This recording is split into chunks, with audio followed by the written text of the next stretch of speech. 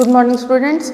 आज हम लोग पिछले क्लास से आगे कंटिन्यू करते हैं, नया टॉपिक स्टार्ट करेंगे ट्रांसलेशन। ठीक है, ट्रांसलेशन मैंने पहले भी बताया था, एमआरएनए से प्रोटीन बनने के प्रोसेस को हम लोग ट्रांसलेशन कहते हैं। ठीक है, तो एमआरएनए ट्रांसक्रिप्शन में डीएनए से जो कोडेड इन्फॉर्मेशन लेकर के आता है, ठीक है, तो एमआरएनए के ऊपर जो ट्रांसक्राइब्ड जेनेटिक कोड होता है, उस जेनेटिक कोड के अकॉर्डिंगली 1 बाय 1 अमीनो एसिड्स का जो है एक पॉलीपेप्टाइड चेन बनता है। मतलब अमीनो एसिड्स जो है पॉलीमराइजेशन करते हैं, अमीनो एसिड्स के पॉलीमराइजेशन से लंबा पॉलीपेप्टाइड चेन बनता है, जो कि आगे चल के मॉडिफिकेशन के बाद प्रोटीन में कन्वर्ट होता है। ठीक है, तो उसी प्रोसेस के बारे में आज हम लोग देखेंगे।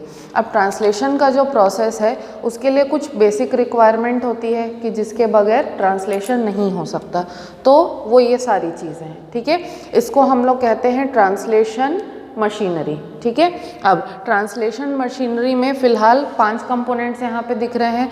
पहला है राइबोसोम्स, दूसरा है अमीनो एसिड्स, तीसरा है टीआरएनएज, चौथा है अमीनो असाइल टीआरएनए सिंथेटेज, ये एक एंजाइम है, and then finally we are having the mRNA, जो कि बहुत इंपॉर्टेंट टेम्पलेट है हमारे लिए, जिसके बगैर नहीं होगा काम। ठीक है, सबसे पहले स्टार्ट करते हैं हम लोग राइबोसोम्स से। ठीक है, राइबोसोम्स के स्ट्रक्चर के बारे में उस दिन भी मैंने तुम लोगों को बताया था, तो उसको मैं दोबारा रिपीट नहीं करूँगी, कॉम्प्लिकेट नहीं करूँगी। बस ध्यान देने वाली बात यह है कि प्रोकैरियोट्स के अंदर राइबोसोम्स का साइज़ कितना होता है, 70s होता है। ठीक है, और यूकैरियोट्स में होता है 80s। ठीक है, तो यूकैरियोट्स में जो राइबोसोम्स होते हैं या प्रोकैरियोट्स में जो राइबोसोम्स होते हैं, दोनों के ही केस में राइबोसोम्स जो होते हैं बेसिकली 2 सब यूनिट से बनते हैं। ये भी हम लोगों ने लास्ट टाइम डिस्कस किया था। ठीक है, एक लार्जर सब यूनिट होता है और एक स्मॉलर सब यूनिट होता है। ठीक है, तो यूकैरियोट्स के केस में अगर हम लोग बात करें तो यूकैरियोट्स का जो लार्जर सब यूनिट होता है that is of 60s, and जो स्मॉलर सब यूनिट होता है दैट इज़ ऑफ 40s। ठीक है, अब ये जो दोनों सब यूनिट होते हैं राइबोसोम के, ये एक दूसरे के ऊपर कॉम्प्लीमेंटरीली क्या होते हैं, फिट होते हैं। मतलब कि जैसे कोई डब्बा होता है, डब्बे का ढक्कन होता है, ठीक है, कैसे कॉम्प्लीमेंट्री होते हैं एक दूसरे से, वैसे ही ये जो दोनों सब यूनिट्स हैं एक दूसरे से कॉम्प्लीमेंट्री होते हैं। ठीक है, और दूसरी चीज़, राइबोसोम का लोकेशन क्या होता है। ठीक है, राइबोसोम जो है वो फ्री फॉर्म में भी प्रेजेंट होता है और वो कंबाइंड फॉर्म में भी प्रेजेंट होता है। ठीक है, बता सकते हो फ्री फॉर्म में तो चलो साइटोप्लाज्म में ऐसे इधर उधर फ्लोट करता रहेगा, कंबाइंड फॉर्म में कहाँ प्रेजेंट रहता है, कौन से ऑर्गेनेल पे, और वो तो माइटोकॉन्ड्रिया का तो अपना डीएनए होता है, तो वो माइटोकॉन्ड्रिया के मैट्रिक्स में राइबोसोम फ्लोट करते रहता है, उसको छोड़ो। उसके अलावा कंबाइंड फॉर्म में और कौन से ऑर्गेनेल में रहते हैं, मार खाएगी, भूल गई सब। Endoplasmic reticulum, rough endoplasmic reticulum. ठीक है, रफ एंडोप्लाज्मिक रेटिक्यूलम के सरफेस पर भी राइबोसोम्स जो है वो कंबाइंड फॉर्म में प्रेजेंट होते हैं या फिर फ्री फॉर्म में साइटोप्लाज्म में फ्लोट भी कर सकते हैं। ठीक है, एक चीज़ है जैसे कि प्रोकैरियोट्स के केस में क्या होता है, क्योंकि उनके पास तो वेल ऑर्गेनाइज न्यूक्लियस या वेल ऑर्गेनाइज सेल ऑर्गेनेल्स होते नहीं हैं, तो उनके अंदर जो राइबोसोम्स होते हैं, ठीक है, राइबोसोम्स उनके अंदर क्या करते हैं, इस तरीके से एक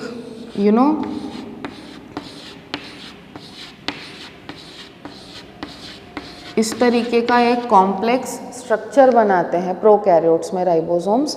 ठीक है, तो बहुत सारे राइबोसोम्स जो हैं वो एक आरएनए के ऊपर, ठीक है, या फिर एक माइटोकॉन्ड्रिया का पतला थ्रेड या समथिंग टाइप ऑफ रहता है, ठीक है, उसके ऊपर अरेंज रहते हैं। ठीक है, तो ऐसा जो स्ट्रक्चर प्रोकैरियोट्स में बनता है उसको कहते हैं पॉलीजोम। ठीक है, राइबोसोम है लेकिन मल्टीपल राइबोसोम्स हैं, तो उसको हम लोग क्या कहते हैं, पॉलीजोम कहते हैं। तो प्रोकैरियोट्स में ऐसा पॉलीजोम के जैसा स्ट्रक्चर होता है राइबोसोम्स का अरेंजमेंट में।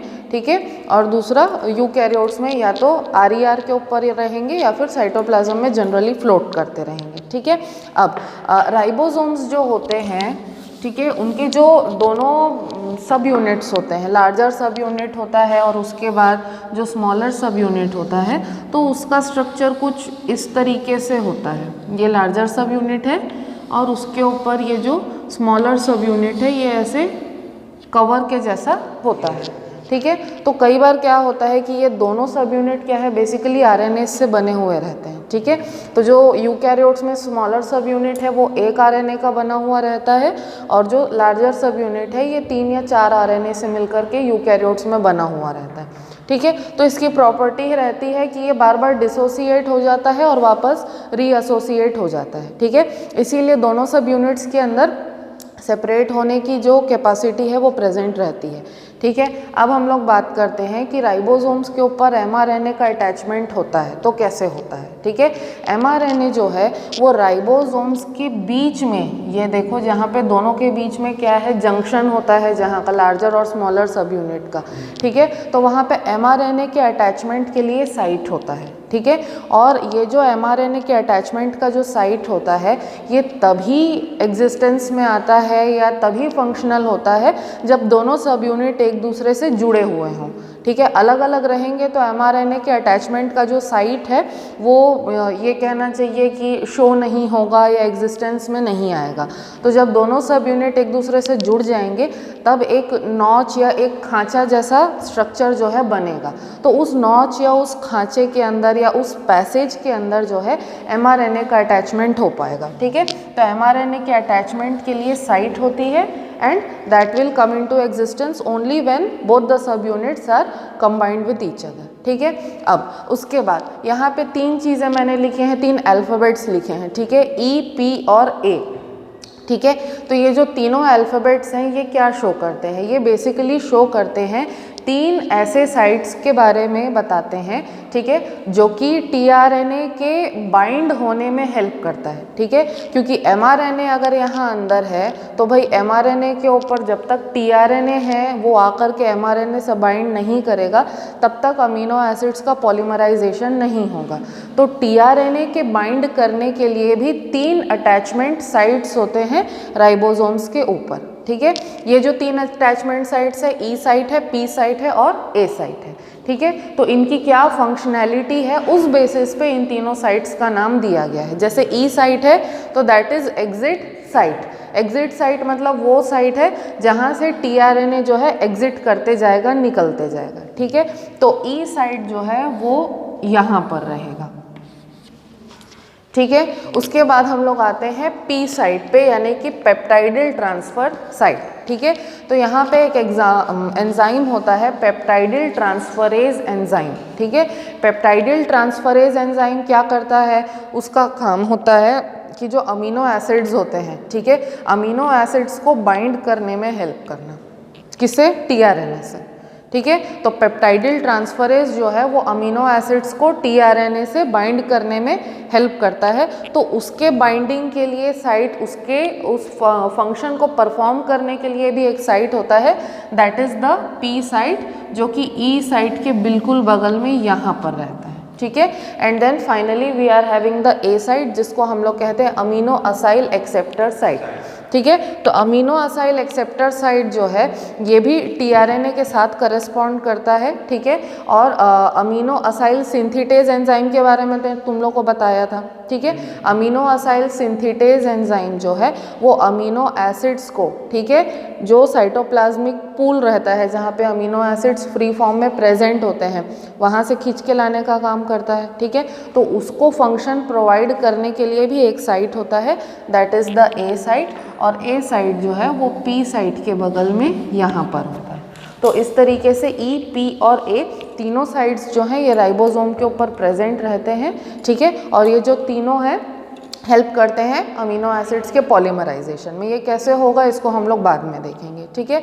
Next we are having amino acids, सबसे एसेंशियल है, ठीक है। 20 टाइप्स ऑफ अमीनो एसिड्स जो हैं they are required for proper synthesis of what, protein, ठीक है। और ये जो 20 टाइप के अमीनो एसिड्स हैं ये सारे के सारे हमारे जो सेल का साइटोप्लाज्म होता है उसमें फ्लोट कर रहे होते हैं, ठीक है। तो ट्रांसलेशन की प्रोसेस, क्योंकि भाई देखो आर जो है वो भी साइटोप्लाज्म में है, राइबोसोम जो है वो भी साइटोप्लाज्म में, तो ट्रांसलेशन का पूरा प्रोसेस साइटोप्लाज्म में ही होगा। अब हम लोग न्यूक्लियस से बाहर निकल के साइटोप्लाज्म पर आ चुके हैं, ठीक है। अब नेक्स्ट हमारे लिए क्या रिक्वायरमेंट है, टीआरएनए, ठीक है। टीआरएनए जो है, अब यहाँ पे एक चीज़ मैं तुम लोगों को स्पेसिफाई कर दूँ कि अगर 20 अमीनो एसिड है हमारे पास तो हमारे पास 20 तरीके के tRNA भी रहेंगे। ठीक है, अगर हमारे पास 20 अमीनो एसिड है तो अपने पास 20 अलग अलग टाइप के tRNA भी रहेंगे और हर tRNA जो है एक अमीनो एसिड के लिए स्पेसिफिक रहेगा। ठीक है, हर tRNA जो है अपने अपने अमीनो एसिड के लिए क्या रहेगा, स्पेसिफिक रहेगा, कॉम्प्लीमेंट्री रहेगा। ठीक है, तो अपने पास 20 अमीनो एसिड हैं तो 20 tRNA भी होंगे। ठीक है, नेक्स्ट हमको क्या चाहिए, amino acyl tRNA synthetase enzyme. Amino acyl tRNA synthetase enzyme जो है ये हर tRNA के लिए क्या होता है, स्पेसिफिक होता है, हर अमीनो एसिड के लिए स्पेसिफिक होता है और tRNA की हेल्प करता है स्पेसिफिक अमीनो एसिड से बाइंड करने में। ठीक है, क्या करता है, tRNA की हेल्प करता है स्पेसिफिक अमीनो एसिड से बाइंड करने में। ठीक है, and finally we are having the mRNA। ठीक है, तो जैसे अगर हम लोग प्रोकैरियोट्स के बारे में बात कर रहे हैं तो they are having polycistronic mRNA, eukaryotes में मोनोसिस्ट्रॉनिक mRNA होता है। ठीक है, और mRNA के बारे में स्ट्रक्चर में मैंने तुम लोगों को पहले ही बताया था कि UTR रीजन रहता है, अनट्रांसलेशनल रीजन होता है, उसके बाद स्टार्ट कोडॉन आएगा, फिर ट्रांसलेशनल रीजन आएगा। ठीक है, फिर स्टॉप कोडॉन आएगा और उसके बाद में पॉली ए टेल आएगा। तो इस तरीके से mRNA का स्ट्रक्चर होता है, डिपेंडिंग कि प्रोकैरियोट है या यूकैरियोट है उसके अकॉर्डिंगली ट्रांसलेशन जो है वो होता है। ठीक है, चलो तो ये रही translational machinery. Now coming to the actual process.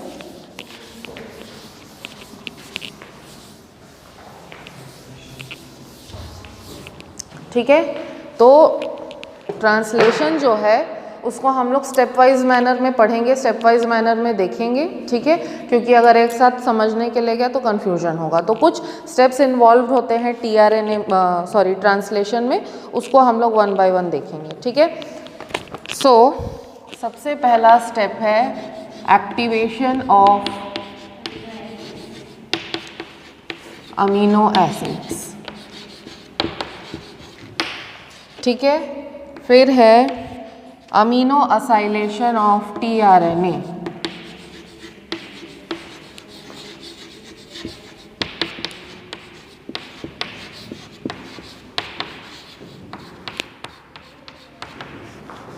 Then we are having initiation उसके बाद elongation,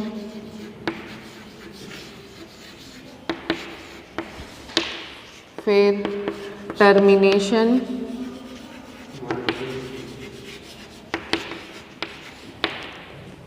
and then finally modification.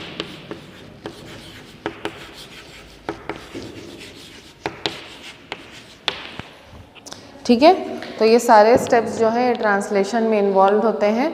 Activation of amino acid, amino acylation of tRNA, initiation, elongation, termination and modification. ठीक है, तो सबसे पहले step से start करते हैं, एक्टिवेशन ऑफ अमीनो एसिड्स। ठीक है, तो अमीनो एसिड्स जो है इनका एक्टिवेटेड होना क्यों ज़रूरी है? इनका एक्टिवेटेड होना भाई इसलिए ज़रूरी है क्योंकि हर समय तो ट्रांसलेशन चल रहा नहीं होता है। ठीक है, तो अमीनो एसिड्स जो होते हैं वो अपने नॉर्मल फॉर्म में जो है हमेशा साइटोप्लाज्म में फ्लोट कर रहे होते हैं, सस्पेंडेड होते हैं। ठीक है, लेकिन ट्रांसलेशन होने के टाइम पे they must be present near the translational machinery. ठीक है, सो दैट कि उनको क्विकली जो है पॉलीमराइजेशन करने के लिए ऐड किया जा सके। ठीक है, तो that involves the step of activation of amino acid. ठीक है, अब अमीनो एसिड के एक्टिवेशन के लिए एक एंजाइम जो है, ठीक है, वो बहुत ज़्यादा इंपॉर्टेंट होता है। The enzyme is amino acyl tRNA synthetase. ठीक है, तो जैसे मैंने बोला अमीनो असाइल tRNA सिंथेटेज जो है वो अमीनो एसिड को tRNA से बाइंड करने में, एक्टिवेट करने में हेल्प करता है। तो how will this be done?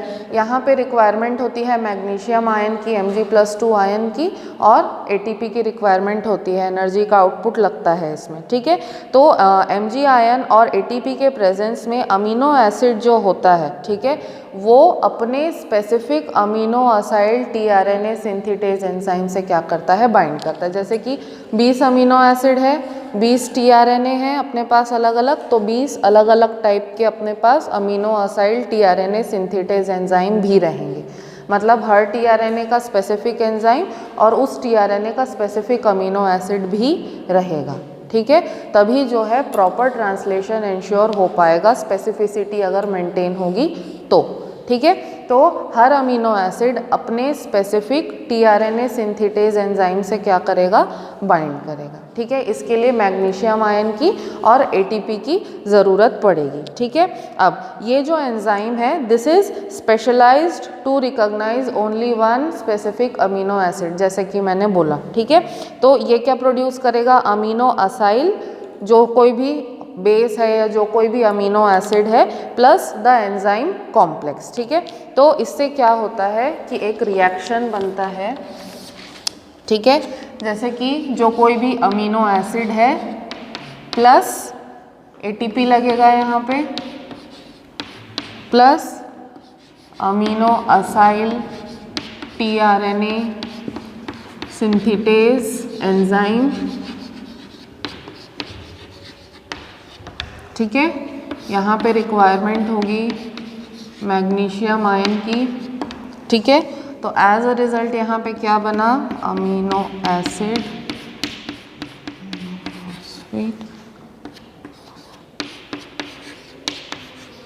Phosphate. ठीक है,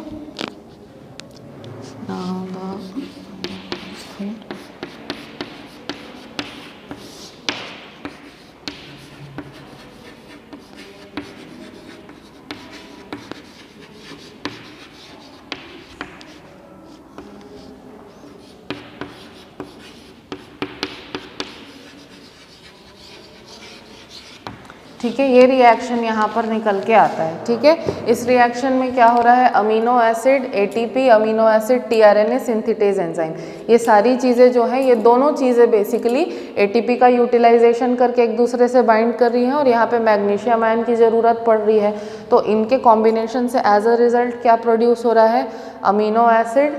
ठीक है, उसके बाद यहाँ पे एटीपी का ब्रेकडाउन हो गया, वो ट्राईफॉस्फेट से मोनोफॉस्फेट में कन्वर्ट हो जाएगा, तो ये क्या बन गया आपका, एडिनाइलिक मोनोफॉस्फेट बन गया, प्लस ये आपका एंजाइम जो है ये यहाँ आके जुड़ गया। ठीक है, उसके अलावा रिलीज क्या हुआ, 2 फॉस्फेट के मॉलिक्यूल्स जो हैं ये रिलीज हो गए, किससे, एटीपी से रिलीज हुए हैं। ठीक है, अब इन दोनों का क्या होगा, फॉस्फेट के मॉलिक्यूल्स का, ये जो फॉस्फेट के मॉलिक्यूल्स हैं वाटर के साथ में पायरोफॉस्फेटेज एंजाइम के प्रेजेंस में कंबाइन हो जाते हैं, इनऑर्गेनिक फॉस्फेट बनाते हैं और एनर्जी को रिलीज कर देते हैं। ठीक है, ये रिएक्शन होता है। ठीक है, और ये रिएक्शन हर सिंगल अमीनो एसिड के लिए बनता है, हर सिंगल अमीनो एसिड के लिए, चाहे कोई भी हो अमीनो एसिड। ठीक है, ये रिएक्शन हर सिंगल अमीनो एसिड पे जैसे ही हो जाएगा, तब फिर ये जो फाइनल फॉर्म हमको मिल रहा है, ये जो कंबाइंड फॉर्म मिल रहा है, मीन्स कि यहाँ पर अमीनो एसिड क्या हो गया, एक्टिवेट हो गया। ठीक है, this is the activated amino acid over here. Understood? Reaction को लिख लिए?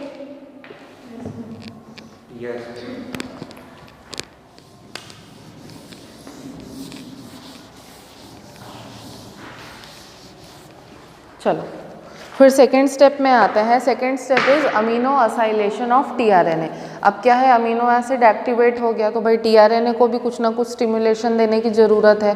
ठीक है, तो ये जो सेकेंड स्टेप है अमीनो असाइलेशन ऑफ टीआरएनए में, ठीक है, तो इसमें क्या होगा कि जो भी कोई अमीनो एसिड का स्पेसिफिक टीआरएनए है, ठीक है, that tRNA will attach itself to the activated amino acid with the help of what, amino acyl AMP enzyme complex. ठीक है, मतलब कि जो अमीनो एसिड है, ठीक है, एक्टिवेट हो गया है, उससे उस अमीनो एसिड का जो स्पेसिफिक टीआरएनए था, ठीक है, वो अपने कौन से लूप से बाइंड करेगा, जो आपका अमीनो असाइल सिंथेटेज जो लूप था उसका, ठीक है, उससे वो बाइंड करेगा।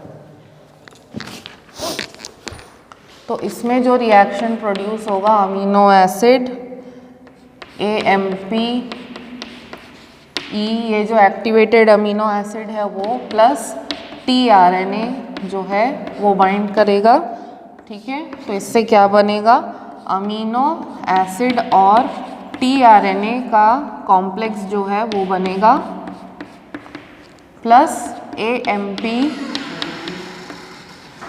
AMP रिलीज हो जाएगा और एंजाइम जो है वो क्या हो जाएगा, सेपरेट आउट हो जाएगा। क्या हो गया, दोनों भाई बहन को बहुत हंसी आ रहा है। क्या हो गया कुणाल, इतना देर हो गया आज? चलो, तो सेकेंड स्टेप में क्या हो रहा है, एक्टिवेटेड अमीनो एसिड और tRNA जो है एक दूसरे से बाइंड करेंगे। तो tRNA जो है वो किसको किसको रिप्लेस कर देगा, वो एडिनाइलिक मोनोफॉस्फेट को और जो एंजाइम अटैच्ड था उसको रिप्लेस कर देगा, दोनों को हटा के अलग कर देगा और अमीनो एसिड और tRNA जो है आपस में एक दूसरे से बाइंड कर जाएंगे। ठीक है, तो tRNA जो है वो बाइंड कहाँ से करेगा, सोच के बताओ, कौन से लूप से? tRNA का स्ट्रक्चर बताया था मैंने,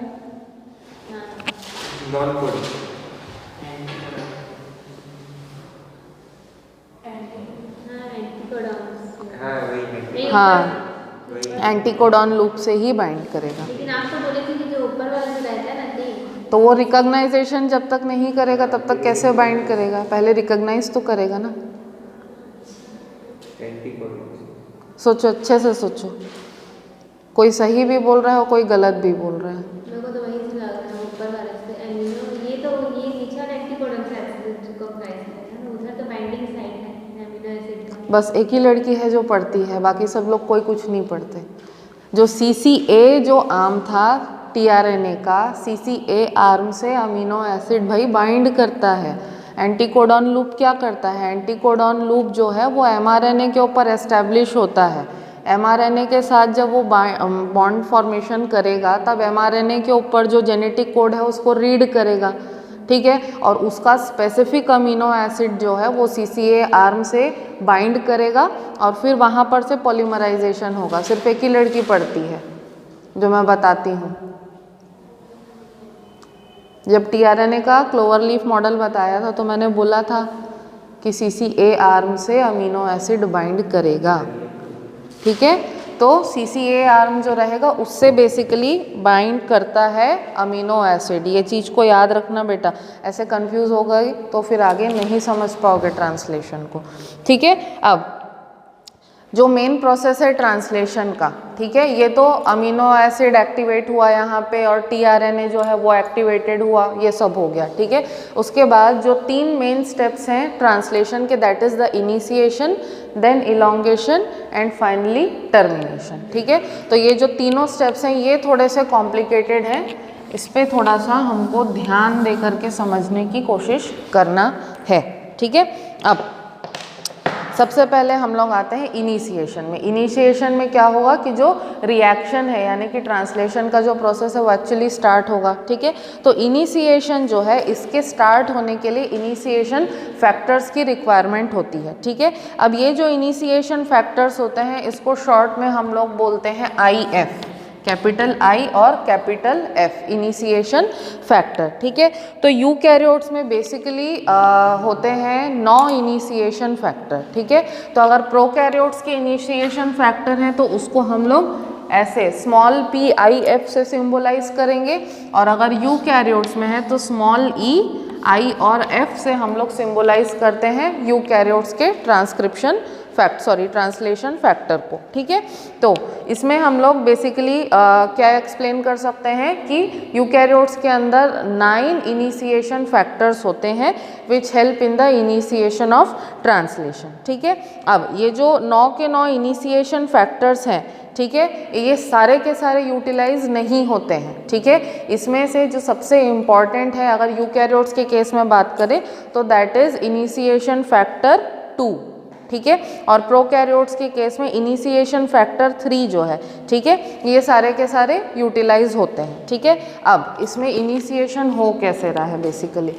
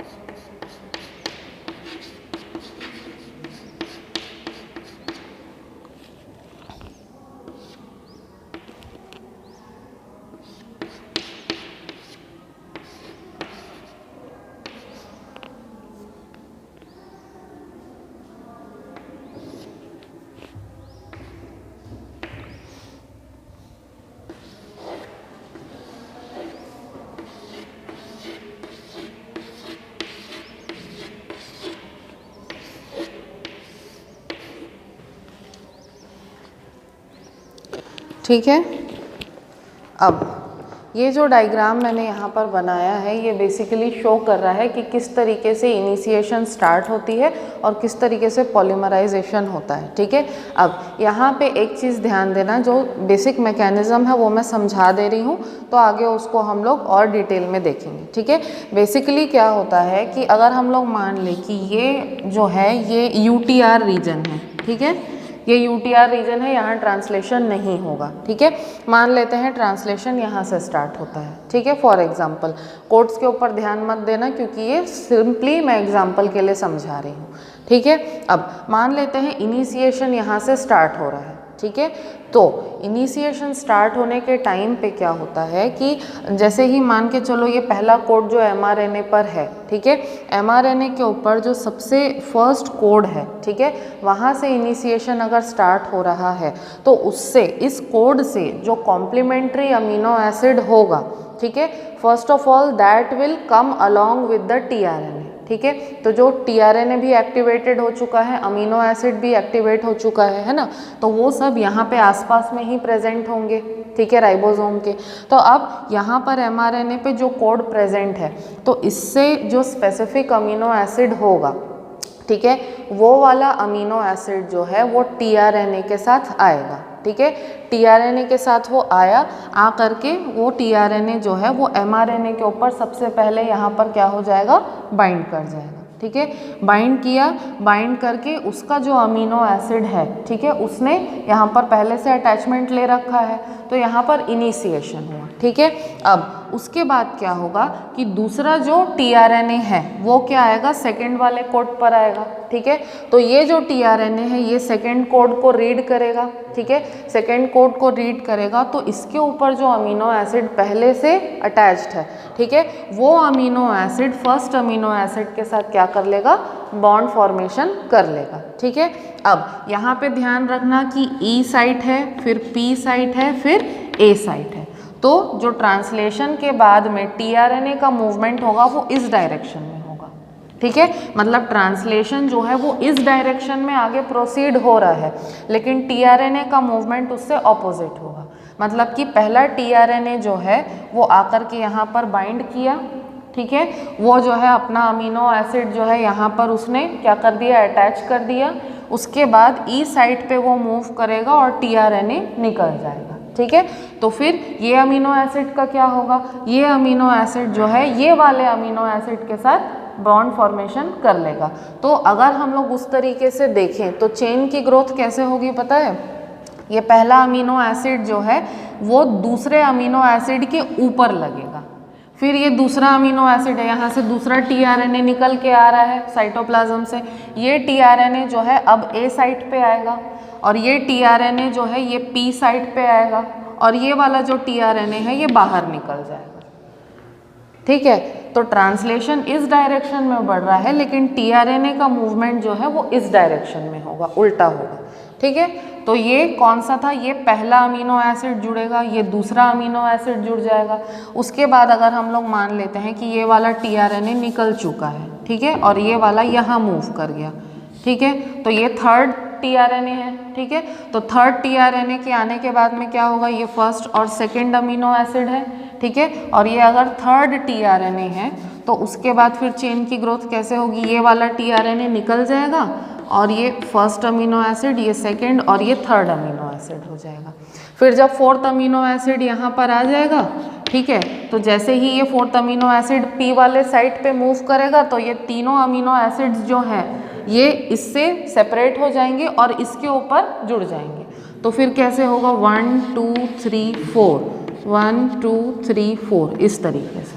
तो एक tRNA निकलते जाएगा तो उसके ऊपर जितने भी अमीनो एसिड्स अटैच्ड हैं वो यहाँ से हट के दूसरे वाले पे मूव कर जाएंगे, तो ये भी जंप करते जाएंगे। इसीलिए हम लोगों ने एरो कैसा बनाया था, ऐसा बनाया था। बनाने के लिए हम लोग एरो ऐसा भी बना सकते थे, लेकिन हमने एरो ऐसा इसलिए बनाया क्योंकि हम ये शो कर रहे हैं कि tRNA इधर निकल जाता है और अमीनो एसिड्स का जो चेन है वो जंप करके अगले tRNA के ऊपर मूव करता है। क्लियर हुआ, समझ आया मैं जो बताने की कोशिश कर रही थी? भूपेंद्र को समझ आया है ना? तो इस तरीके से मूवमेंट होगा।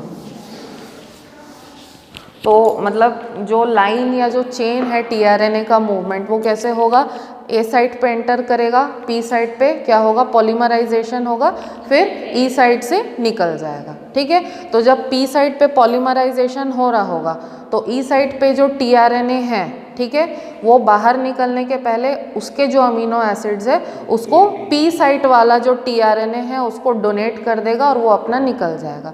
फिर पी साइट वाला ई साइट पे मूव करेगा तो इधर से इस तरीके से टीआरएनए का मूवमेंट होते जाता है, टीआरएनए इधर से निकलते जाता है और ट्रांसलेशन उस डायरेक्शन में आगे बढ़ते जाता है। समझ में आया बेसिक मैकेनिज्म? ठीक है, तो ये होगा कैसे, है ना। तो अब देखो, ठीक है, जो अटैचमेंट है वो इनिशिएशन कोडॉन पे होगा एमआरएनए के। ठीक है, तो एमआरएनए जो है, ठीक है, वो सबसे पहले उसके जो तीनों साइड्स हैं हमेशा अवेलेबल रहेंगे इनिशिएशन के टाइम पे। ठीक है, तो इनिशिएशन के टाइम पे जैसे ही तीनों साइड्स अवेलेबल रहेंगे तो ट्रांसलेशन का जो स्टार्टिंग है वो कहाँ से होगा, ए साइट से होगा। ठीक है, ए साइट जो है यानी कि अमीनो असाइल ट्रांसफरेज साइट जो है, ठीक है, वो जो है वो क्या करेगा, वहाँ पर से इनिशिएशन हो रहा है। ठीक है, तो अमीनो असाइल ट्रांसफरेज साइट जो है वहाँ पर जैसे ही टीआरएनए एंटर करेगा तो टीआरएनए एमआरएनए से अपने एंटीकोडॉन लूप के थ्रू बॉन्ड फॉर्मेशन करेगा, अटैच होगा। ठीक है, तो जो उसका लूप है, एंटीकोडॉन लूप है, वो आकर के किसके ऊपर एस्टेब्लिश हुआ, अमीनो एसिड के ऊपर। ठीक है, अमीनो एसिड के ऊपर एस्टेब्लिश होते साथ ही उसके ऊपर जो अमीनो एसिड पहले से अटैच्ड है टीआरएनए के ऊपर, ठीक है, that becomes available to accept more amino acids. ठीक है, अब ए साइड से पी साइड पे मूवमेंट हुआ, ठीक है, टीआरएनए का, टीआरएनए जब पी साइड पे मूव करेगा तो ए साइड पे दूसरा टीआरएनए एंटर कर जाएगा। ठीक है, उसके बाद पी साइड से मूवमेंट होगा ई साइड पे। ठीक है, तो जैसे ही पी साइड पे फर्स्ट टीआरएनए पहुंचेगा तो क्या होगा कि वो रेडी हो जाएगा अमीनो एसिड को रिसीव करने के लिए, नेक्स्ट अमीनो एसिड को। फिर पी से ई पे गया तो जैसे ही ई पे जाएगा फर्स्ट टीआरएनए वो अपने अमीनो एसिड को क्या करेगा, बाजू वाले को दान कर देगा। काटो, किसका कॉल था?